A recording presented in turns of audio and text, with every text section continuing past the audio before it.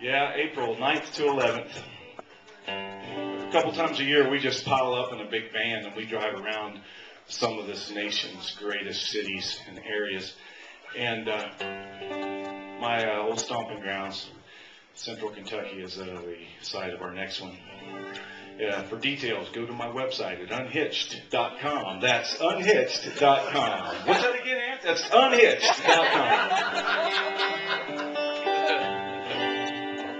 I had my thumb in the air on a southbound road, stepping into Mississippi. Now let me warn you about this story that's about to unfold. It's gonna sound a little trippy. I've been walking most of the morning on this hot and hazy day.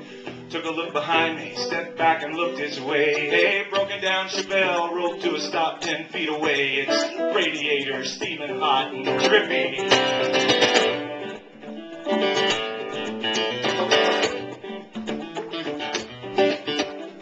Well, the door came flinging open and I took a look inside, and the smell was anything but ordinary. Now, Lord, I said I'm grateful, but when I was praying for a ride, I had hoped for something just a bit less scary. His fingernails were long and caked with many moons of dirt. He had several days of whiskers and a booger on his shirt. He said his name was Lawrence, but his feelings would be hurt if I ever called him anything but Larry. His name was Larry.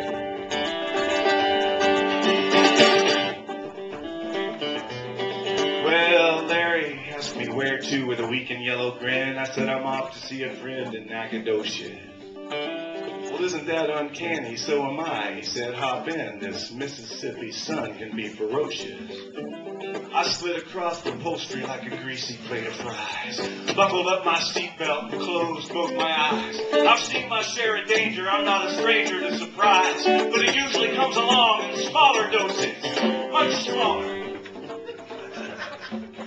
He said the ride's free, there's just one price to pay. Listen to my story and pass it on one day in a record store in Boise. Yeah! He meant to say Boise. I knew what he meant to say, but he messed it up. Because he'd never been here before. Because he's from Mississippi. Some might carry on, he said, about their childhood days, but mine will have you shaking in your booties. I never found my place in that tricky social maze among the schoolyard jocks and classroom cuties. One autumn day at recess on the playground, second grade, I felt a kid tapping me on my shoulder blade, and I found myself bearing the worst curse ever laid, that dreadful kid's disease, known as the cootie. Larry's got the cooties. Y'all got the cooties out here in Idaho? No? You're telling me you were on the playground as a kid and nobody tapped you on the shoulder and said you got cooties? You got Shirley's cooties or whoever. You know, it was Shirley Walters when I was a kid. Shirley Walters had the cooties, and we pass them by just touching somebody, some unsuspecting kid, just minding his own business on the teeter-totters, and you go up behind him and you just slap him in the back. And you turn around and look at you like, what's going on? You say, you got Shirley's cooties, and everybody would just treat you like a pariah. You were like a leper. Socially unacceptable from that point on, and everybody just steered clear. Unless, of course, you had a cootie shot. Seriously, you didn't do this in Idaho? You guys are very fortunate. Kids can be so cruel. I'm surprised you're getting such a kick out of this song, not having, shared personal experience.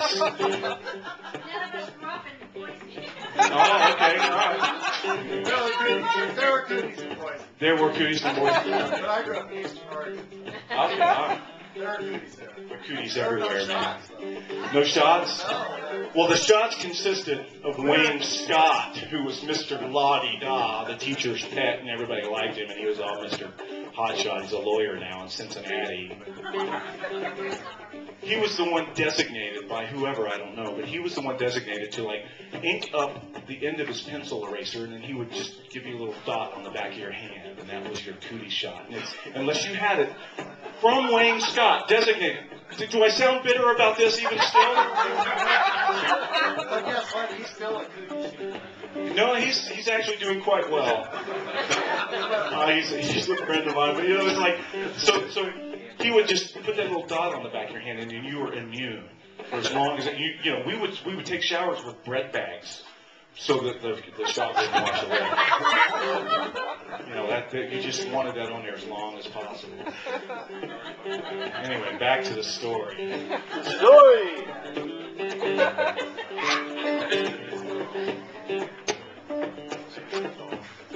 Well, he searched the playground over, tapping every kid he saw, but they'd all taken steps to avoid contamination. They crossed their fingers, holding up their hands, because that's the law, and they showed them their cootie vaccination. The autumn wind grew colder and the trees lost their green. He carried that burden till he was almost 16. He dropped out of high school, untouchable, unclean, just 1 year shy of graduation. He didn't make it. He carried that burden low these many years, traveling along his own special trail of tears. Thanks, Molly. He was the last man. He was the last man on earth. He was the last man on earth to get the cooties. Everybody sing now. He was the last man. He was the last man on earth. He was the last man on earth to get the cooties. Sing with me, honey. Come on. Hey! She doesn't quite know what to think just yet. It's probably premature to lure her into the circle just yet. She's still giving me that look. You know the look where you're going.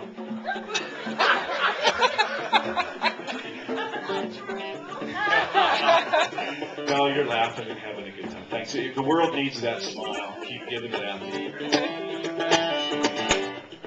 Well, the rain came sheeting across the Shelby County line, and the Texas sky was dark blue and starry. We rolled into Nacogdoches at 25 past 9, the engine farting like a finish line Ferrari. We sat there for a moment, Larry looking deep in thought. He stuck out a shaky finger and he touched me on the spot. And I rolled up my sleeve and showed him my cootie shot. I said, it ain't nothing personal, man. I'm sorry. I'm sorry, Larry. Kids can be so cruel. Carrying those scars throughout adulthood. Into relationship after relationship, not letting that baggage go like we're carrying around a heavy bag of garbage on our shoulders. I'm sorry, I lost my head. This song is not written from personal experience. It's happened to somebody else I know. I read about this. Well, Larry had that look I've never seen before or since, and I don't know why I thought it so surprising. There was pain in his eyes, so sharp it'd make you wince. A struggle worse than Holyfield or Tyson.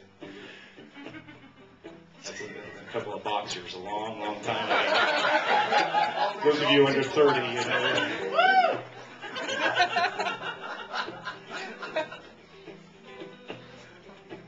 And I saw the bigger picture of a man bent with pain, the world on his shoulders and a bug in his brain. I waved as he drove off his tires, flinging rain, as he disappeared into that dark blue horizon.